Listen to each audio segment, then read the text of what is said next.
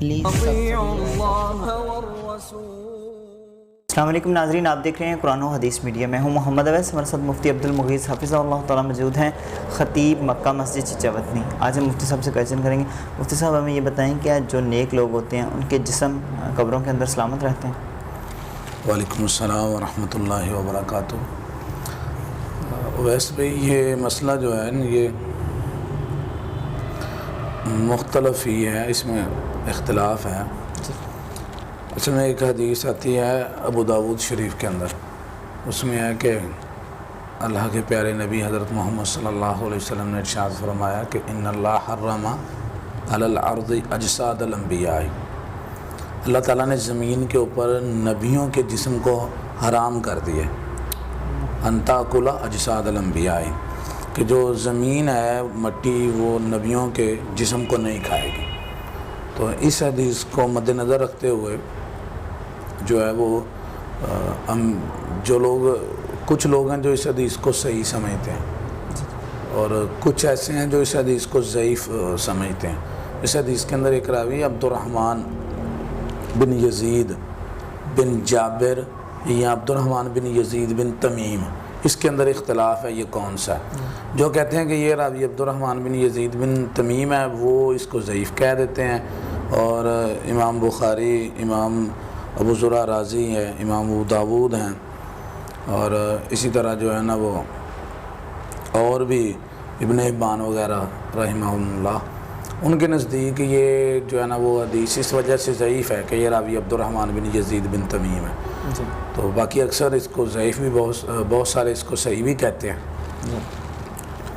تو اس میں وہ ایک کتاب ہے ابن رجب الحنبلی کی شرح العلل، اس کے اندر انہوں نے اس کی سند کے اوپر بحث کی ہوئی ہے.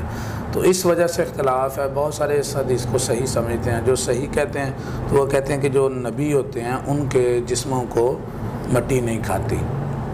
تو پھر جو ہے نا وہ اس کے اندر بعض جو ہے نا جو اس کو درست نہیں سمجھتے وہ پھر دوسرے دلائل پیش کرتے ہیں.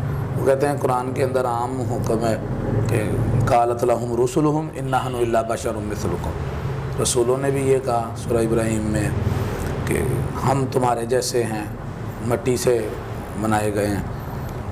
اور پھر سورہ کہف میں ہے کہ اللہ رب العزت نے فرمایا انا جعلنا ما علیہا صعیدا جرزا. یہاں پر جو بھی ہے زمین کے اوپر اللہ رب العزت نے فرمایا ہم اس کو چٹیل میدان بنا دیں گے. تو کہتے جب قیامت آئے گی تو ہر چیز ختم ہو جائے گی.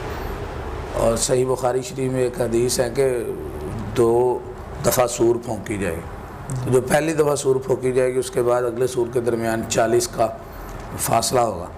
تو جو دوبارہ سور پھونکی جائے گی اس وقت ہے کہ پھر ان اللہ ینزل من السماء ماء، اللہ تعالیٰ آسمان سے بارش اتاریں گے. اس بارش کے ذریعے دوبارہ سے مخلوق ساری زندہ ہوگی. تو اس حدیث کے اندر ہے کہ انسان جو ہے نا وہ سارا ختم ہو جائیں گے انسانوں کے جسم، تو صرف جو ہے نا وہ ایک جو ہے نا عجب ذنب جو ہے دم کی ہڈی کی جڑ باقی بچے گی.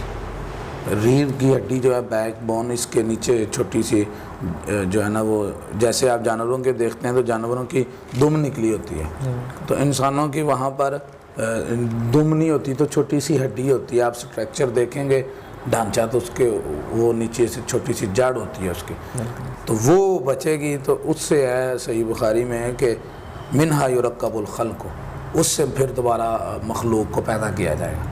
اب جو اس حدیث کو ضعیف سمجھتے ہیں ابو داؤد والی جو ہے کہ اللہ تعالیٰ نے نبیوں کے جسم کو حرام کیا، تو وہ پھر کہتے ہیں کہ جسم ختم ہوں گے سب کے، تو اللہ رب العزت دوبارہ نئے جسم دیں گے کل قیامت والے دن عطا کریں گے.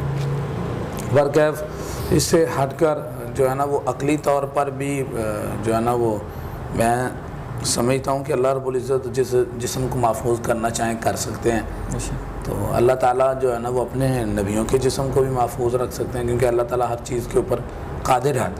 تو یہ ایک ایسا مسئلہ جو اللہ تعالیٰ کے اوپر ایمان کے اوپر تعلق رکھتا ہے. تو اور اس کے اوپر جو ہے نا وہ مثال بھی سائنسی اعتبار سے بھی ہم دیکھ سکتے ہیں نا. اللہ تعالیٰ نے فرعون کی جو لاشیں ہیں ان کو انسان ابھی تک جو ہے نا وہ رکھا ہوا ہے نا. تو تو یہ کیا چیز ہوتی ہے اصل میں؟ جو حنوط کیا جاتا ہے، کیمیکل لگائے جاتے ہیں جسم کو محفوظ رکھنے کے لیے، تو وہ بھی تو سارے مٹی سے نکلتے ہیں نا. تو اللہ رب العزت اگر حکم دے دے تو کسی جگہ وہ مٹی میں کیمیکل وہاں پہ اکٹھے ہو جائیں اس طرح کے، تو جسم محفوظ رہے. تو اللہ تعالیٰ کی تو قدرت کے اندر ہے. باقی علمی طور پہ جو ہے نا وہ لوگوں کے اندر اس میں علماء میں اختلاف تو برکیف موجود ہے.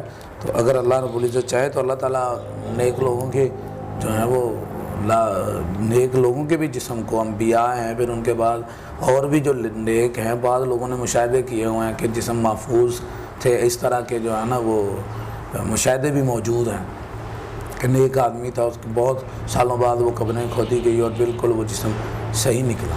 تو یہ اللہ رب العزت جس جسم کو محفوظ رکھنا چاہے تو وہ رکھ سکتا ہے. بہت شکریہ جی. ناظرین اگلے پروگرام میں پھر حاضر ہوں گے، تب تک کے لیے ہمیں اجازت دیجیے. اللہ حافظ. دعوت قرآن و سنت اپنی یہ پہچان ہے.